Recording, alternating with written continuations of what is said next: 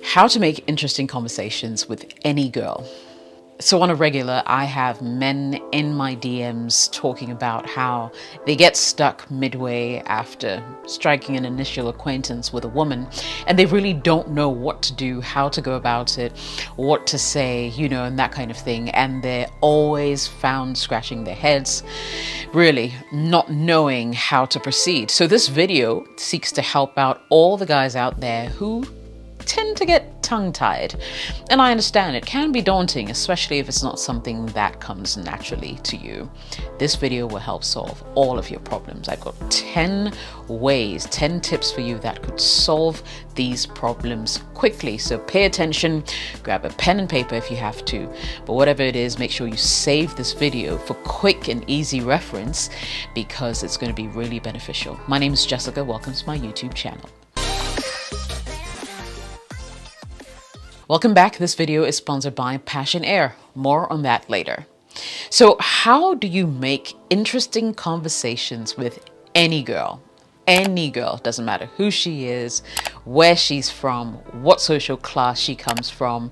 I mean, how are you going to be able to keep her engaged that will make her keep coming back for more? I've got all the answers for you and we'll jump right in right now. Number one, ask something personal. So everyone needs a few minutes of small talk to warm up. I get it. But to make sure that you don't get stuck in trivial chit chat, ask something personal. A rule of thumb is to ask questions that basically contain the word you. If you're stuck in a boring conversation about, say, work, okay, or her job, you can ask, what would you do if you decided to follow a new career path? That's a simple question. If, say, you're talking about, say, adventure or travel, you could ask a question like, if you could live anywhere in the world, where would you pick?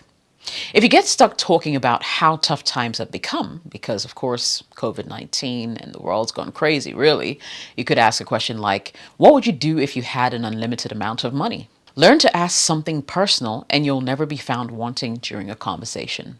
Number two, make it a mission to learn about the people that you meet. If you give yourself a mission when meeting someone new, you'll enjoy the conversation a whole lot more. So here are 3 examples of things that you can try to learn about someone. Number 1, what they do for a living. Number 2, where they are from. And number 3, what their future plans are. Now, remember to challenge yourself to ask people about these particular things I just mentioned only when it feels natural, so the questions don't come across as forced or rehearsed, because that will totally blow it out of the water. A mission gives you a reason to talk to someone and helps you uncover things that you have in common as well. All right? So these are the 3 things that you need to keep in mind to help you start a conversation and continue a conversation with anyone. Number 3, focus your attention on the conversation.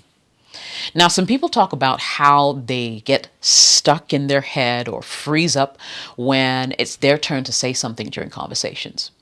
Now, if someone says, for example, I went to Paris last week, such people start worrying about, and start thinking things like maybe, well, are they going to look down on me because maybe I've never been to Europe?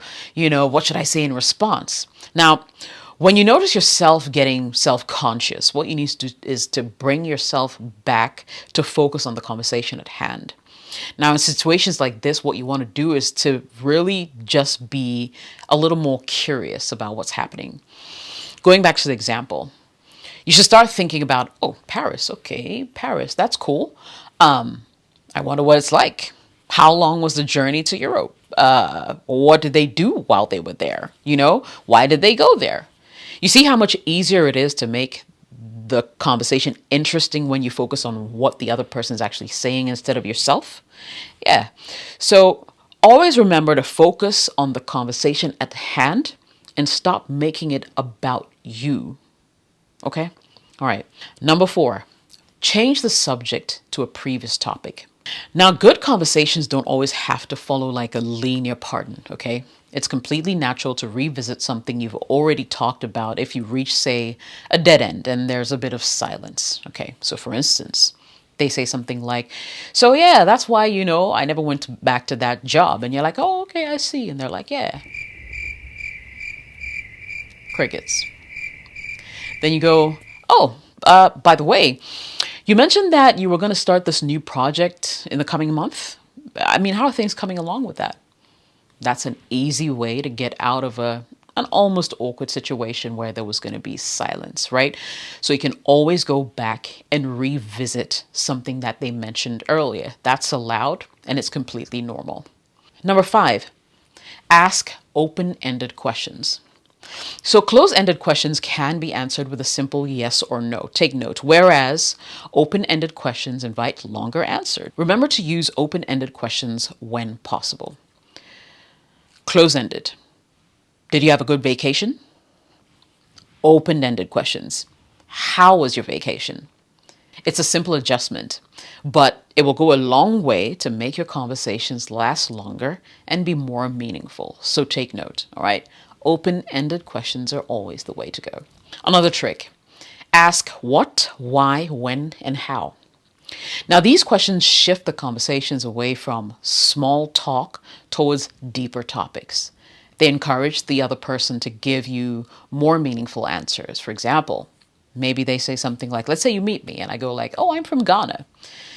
The what questions you can ask include, what is it like to live in Ghana? What do you like most about Ghana? What's the biggest thing Ghana is known for, right? A why question you could ask is, why are Ghanaians so welcoming? I hear that a lot. People talk about Ghanaians a lot when it comes to that. A when question you could ask is, when is the best time to visit a country like Ghana? A how question you could ask is, how strong is your currency? I've been reading, stuff on the news. Or how many languages do Ghanaians speak? All right.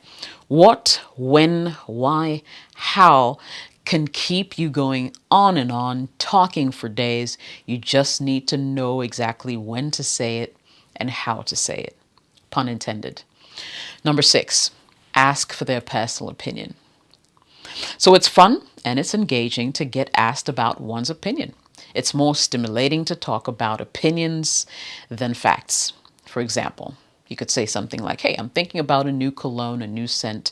What kind of scent do you appreciate on a man? Or you could say something like, I'm looking forward to my vacation. What's your favorite way to wind down? Or you could say something like, what do you think about cohabitation before marriage? Seeking someone's personal opinion is less aggressive. It's friendlier territory, especially when you don't know their thoughts on a lot of things. People don't have to state facts. They don't have to be challenged. It's their personal opinion, personal preference, and it's just easy, right? So you want to go that route as an easy way to start a conversation. Number 8, show interest in the other person. So use active listening to signal that you care about what the other person has to say. When you show that you're interested, conversations tend to become deeper. They tend to become richer as well. Do these. A, keep eye contact whenever the other person is talking to you. Eyeball them. Don't be looking all over the room, okay? B, make sure that your body, your feet, your head are pointing in their general direction. It shows that you're paying attention. C, avoid, like I already said, looking around the room when they're talking. Focus. D, say, when appropriate, to show that you've actually heard them, like, oh, okay.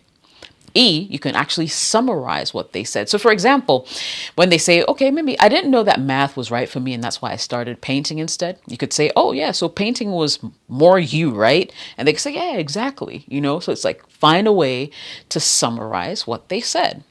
Number 9, one common piece of advice is to avoid sensitive topics, especially when you haven't known someone for a very long time. And these could include political beliefs, religious beliefs, intimate relationship topics, including sex, ethics, lifestyle choices, and that kind of thing. They could take a quick downward spiral and ruin what would have otherwise been a great encounter. Special shout outs to Passion Air for bringing us this episode. I've got a bonus point for you. And before I drop that, remember Passion Air flies you from one Ghanaian city to the next, and they'll be more than happy to book your next flight. Just go to flypassionair.com and you won't be disappointed. And finally, as a bonus point, talk about Ford: family, occupation, recreation, and dreams. Family, occupation, recreation, and dreams. Family, occupation, recreation, and dreams. These are always good topics to fall back on. I hope this video was helpful. If it was, share it with someone else who might find it beneficial. Smash the like button as it helps the algorithm. Drop a comment below. Let me know how beneficial it was to you on a scale of 0 to 100. And yeah, I'll catch you in the next video. My name is Jessica. Thanks for watching and listening. I'll see you in the next video. Cheers.